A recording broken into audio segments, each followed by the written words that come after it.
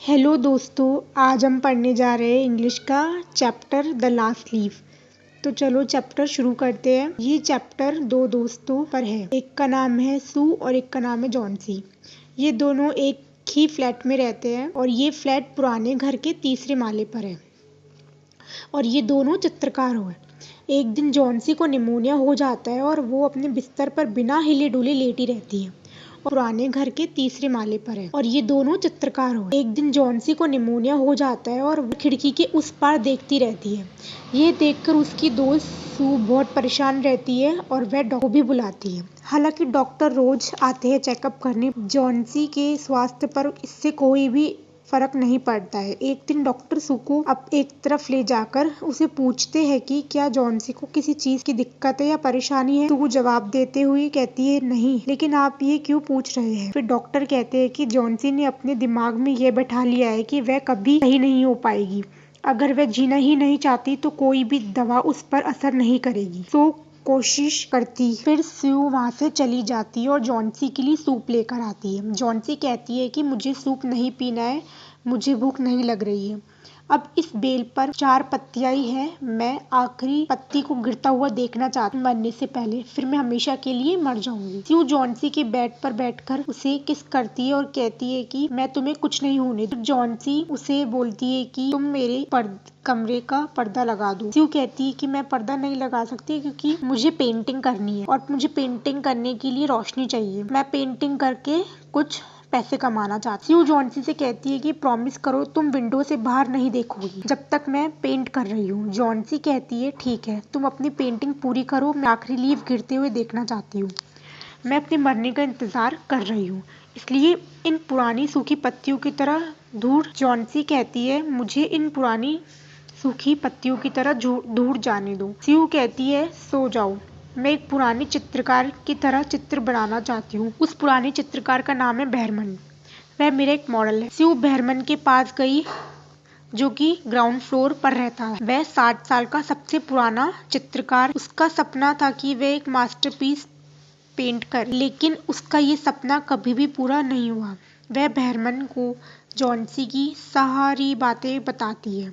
ये सुनकर बहरमन कहता है कि क्या यह पागल है। सू कहती है उसे बहुत तेज बुखार है, वह कुछ भी खा पी नहीं रही है।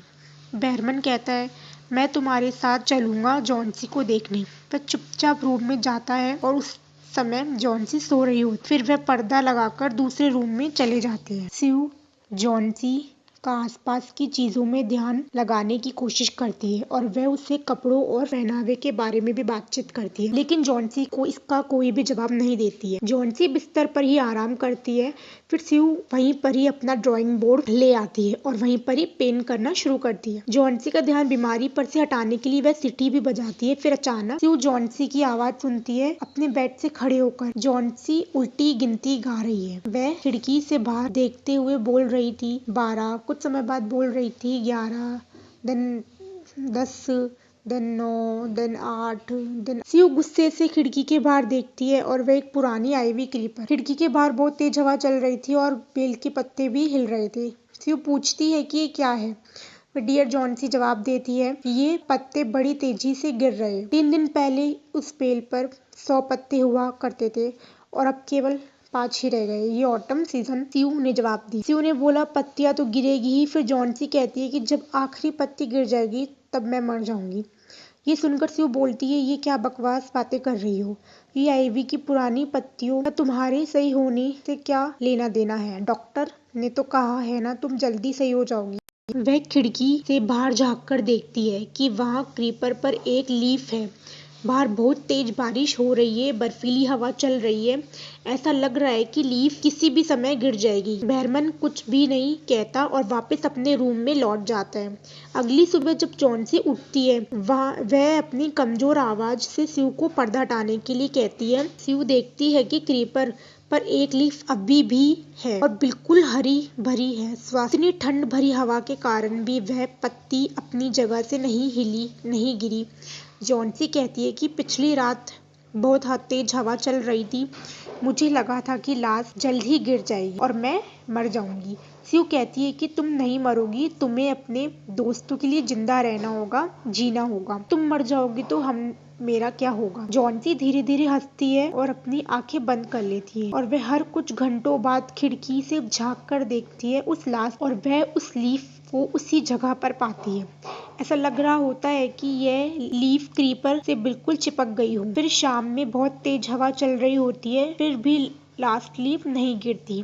जॉनसन बहुत देर तक उसी लीफ को देखती रहती है। फिर अचानक स्यू को बुलाती है और कहती है स्यू से कि मैं बहुत बुरी लड़की हूँ ना, तुमने मेरी कितनी अच्छे से देखभाल करी, लेकिन मैंने फिर भी तुम्हारा साथ नहीं दिया। मैं बहुत परेशान हो गई। लास्ट लीफ ने मुझे ये दिखाया कि अब मुझे ये महसूस हो गया है कि मरने के बारे में सोचना कितना बड़ा पाप। स्यू जॉन्सी को गले लगा लेती है और फिर उसके लिए गर्म सूप और साथ ही मिरर लाने चली जाती। जॉन्सी मिरर में देखकर अपने बाल बनाती है और स्माइली फेस से स्माइल करती। शाम को डॉक्टर आते हैं और जॉन्सी को देखने स्यू को बोलते हैं कि अब जॉन्सी आ गई है और वह अब जल्दी सही हो जाएगी।